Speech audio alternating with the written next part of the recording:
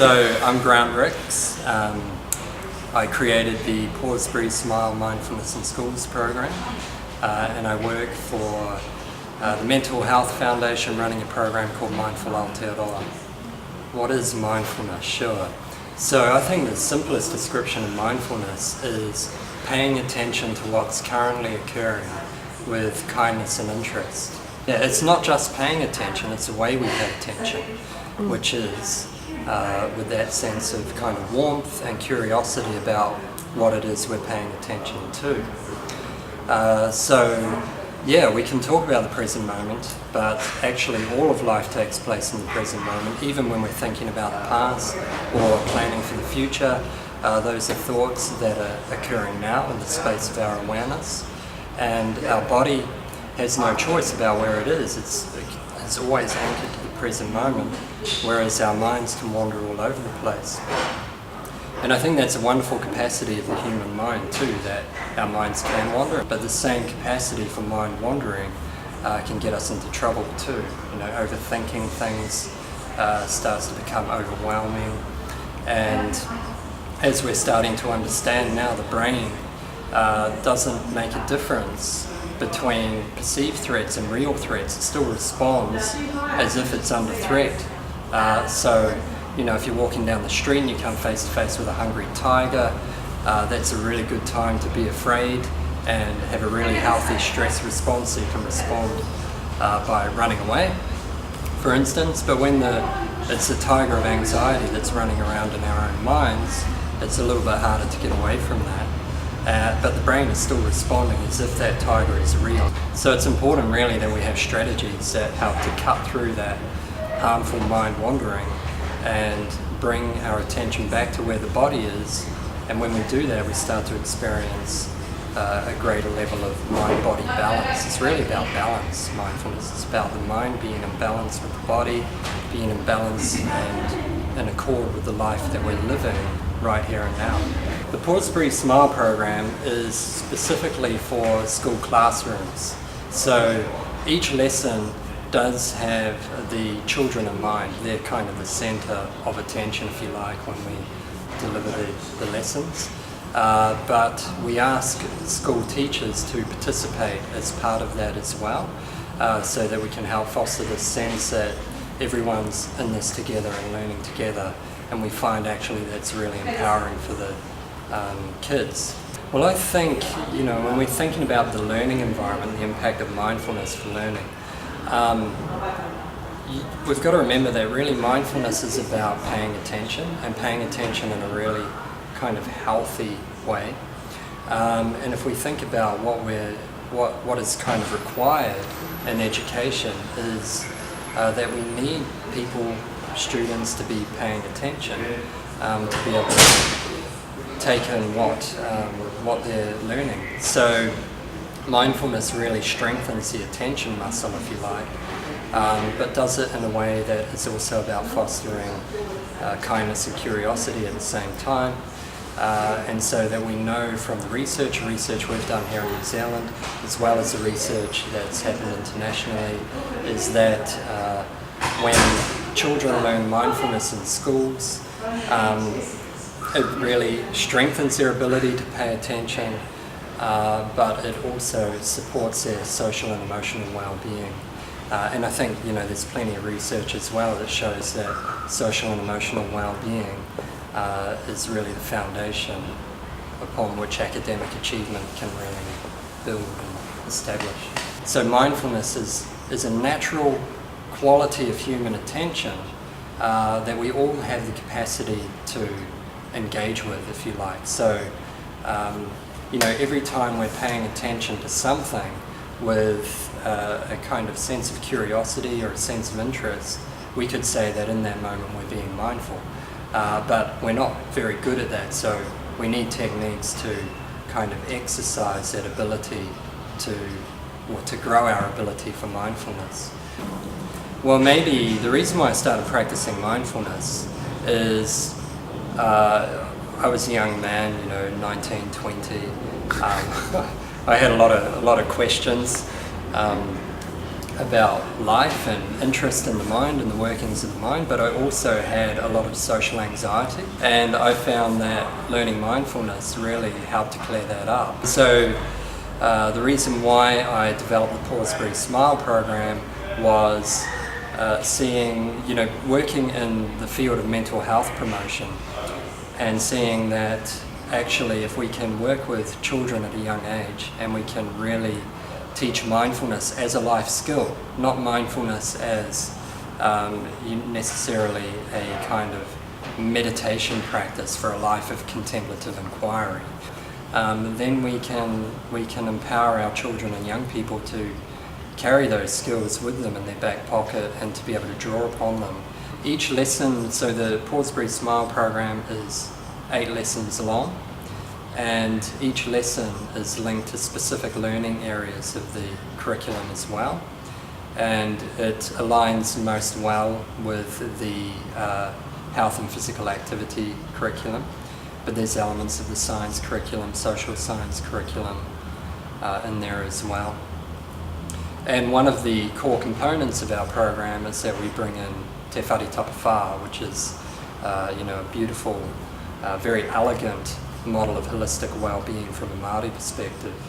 And as we go along and we teach mindfulness according to the themes of the different lessons, we help children and their teachers to see that actually we're strengthening health and well-being in these different domains that are represented by Te Whare Tapawha. So we have this really lovely exercise where we use what we call mind jars, which are kind of like snow globes, if you think of shaking up snow globes.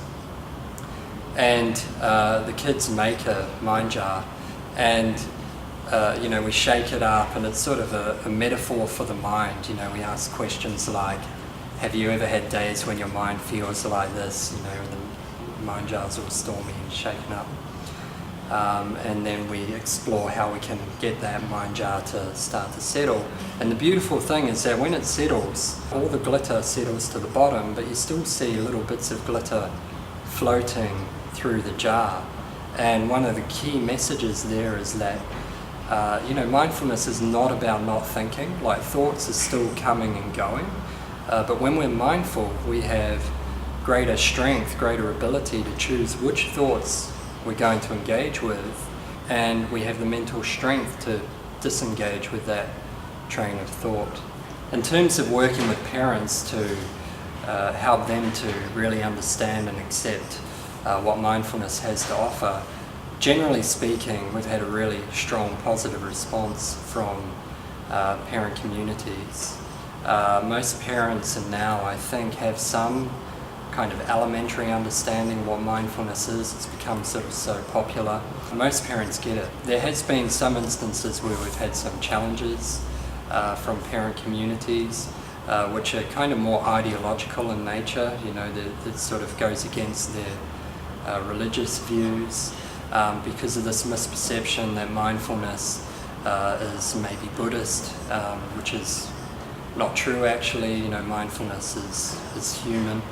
And as John Kabat-Zinn, who created the mindfulness-based stress reduction program, once said, saying that mindfulness is Buddhist is like saying that gravity is British because Isaac Newton discovered it.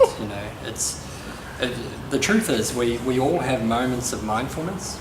I think it would be great if mindfulness became so ubiquitous that we stopped talking about mindfulness and it was just the way that we were living. If that happens, we're going to be well on our way to a flourishing society.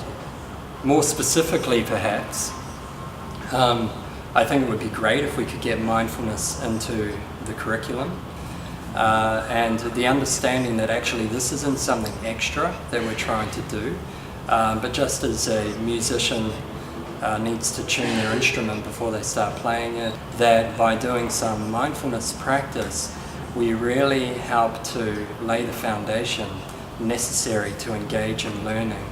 When we do techniques to help cultivate this ability to be more mindful in our everyday lives, what we're looking to do is really foster qualities of feeling relaxed yet alert, and bringing those to dimensions, if you like, into balance.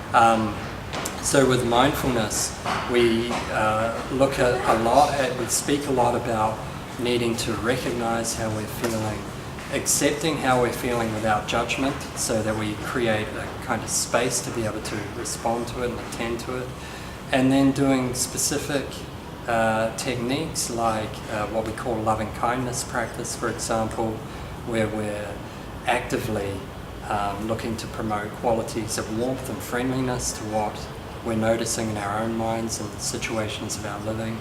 It actually strengthens the vagus nerve, which is one of the main nerves in the nervous system. And what they're finding is that when people practice loving kindness practices, is that it strengthens vagal tone.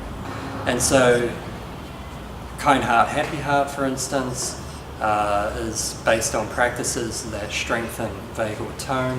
We know that when vagal tone is strong, it correlates with better cardiovascular and respiratory health, so it has physiological health benefits. But as vagal tone strengthens, it means that we experience more positive emotions as well. When we know how to practice mindfulness, the main thing is at some point we notice how we're feeling, and then at that point we can drop anchor, and then the emotion starts to pass. And there's new research coming forth now that shows that if we leave an emotion unimpeded, it will pass within 90 seconds. It's just amazing, really. The trouble is that our minds get involved. We tell ourselves stories about the situation that re-triggers the emotional response. So what was in a passing emotional experience starts to change into a more longer enduring sort of mood, if you like, mood state. So you feel irritable for half the day. So having these strategies that are able to go, hey, you know what, I'm angry. It's okay to feel this way, breathe with it, allow it to pass. So we originally piloted Pause, Breathe, Smile in 2013, and we did an observational study at that time. We had teachers filling out observation journals every fortnight throughout the 8-week program to see, you know, what changes were happening in the classroom. And we found that based on that study, there was an increase in calmness that they observed.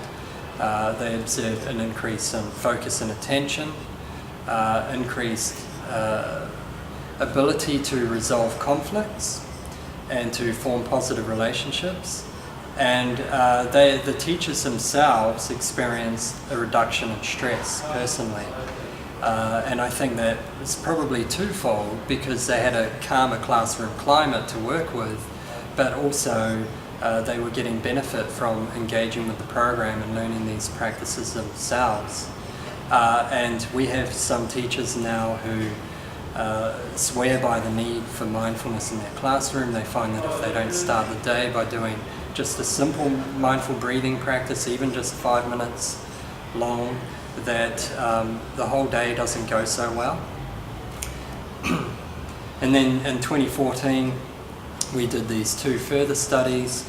We managed to replicate those findings from the 2013 study, but we also brought in some very robust quantitative measures, including we did a randomized control trial where in one classroom we ran an emotional literacy program, and at the same time in another classroom we ran the Pause, Breathe, Smile program. And we found that while both classrooms increased significantly in terms of well-being at the end of the program, the change was greater for those who participated in Pause, Breathe, Smile. And the Pause, Breathe, Smile participants also increased significantly in their ability to pay attention and to focus, whereas there was no change seen in the emotional literacy program. We hear stories all the time of children saying things like, oh, you know, my brother made me angry, and instead of hitting him I did PBS, which stands for Pause, Breathe, Smile, and then I felt calm again. Which is a beautiful thing. When you break it down, what they're saying is that firstly I recognized how I felt, then I accepted that. I accepted how I felt. I didn't try to fight it or wish it to be different. And the moment we accept how we're feeling, we start to open up a space in which we can respond to that feeling in a healthy way. Some research that has happened in the past sort of 5 or 6 years has shown that on average people spend about half of their waking hours mind wandering, where they're just not present for the life they're actually living, and that this has a detrimental effect on our well-being. And in fact, the wealth of evidence that is building now is showing that attention and well-being are like hand in glove. The more attentive we are, the higher our well-being. The less attentive we are, the more prone we are to getting caught in those loops of anxiety and worry and depression. And the strongest evidence for mindfulness is that it helps us to manage those symptoms of anxiety, stress and depression, and to really start to appreciate the kind of ordinary most of our life moments that often slip by unnoticed because we're getting hooked on the highs and particularly hooked on the lows, that we miss a lot of our lives. So coming back to the original question about what is mindfulness, we could say that the simplest description is that it's turning up for our lives and actually being present for what's going on. So I guess the other thing to add here is that there's a lot of science behind this now. We know that mindfulness is the fastest growing area of mind science research, and we've got 40 years of research behind mindfulness now, and it's showing that it's really positive for well-being. It's showing that in education it boosts cognitive performance and it develops resilience, and we're seeing that in our own local research here too. We've recently developed an online mindfulness program called Foundations of Mindfulness, which is about you and your mindfulness practice. And we developed this because more and more people were getting interested in wanting to facilitate the Pause, Breathe, Smile program in schools. And really the first step in doing that is to be able to know what mindfulness is for ourselves, to be practicing mindfulness ourselves, and to know it from the inside out, so to speak. So we developed the Foundations of Mindfulness program. It's an 8-week online course, and we've found actually a lot of people are engaging with that course who don't have an interest in going on and facilitating Pause, Breathe, Smile. They just want to learn mindfulness for their own personal well-being benefits. And in speaking with schools, we've also had feedback from a lot of principals and teachers that we should really be offering this course to teaching staff, just as a way of them managing the stresses of classroom environments and having their own personal mindfulness practice they can draw upon.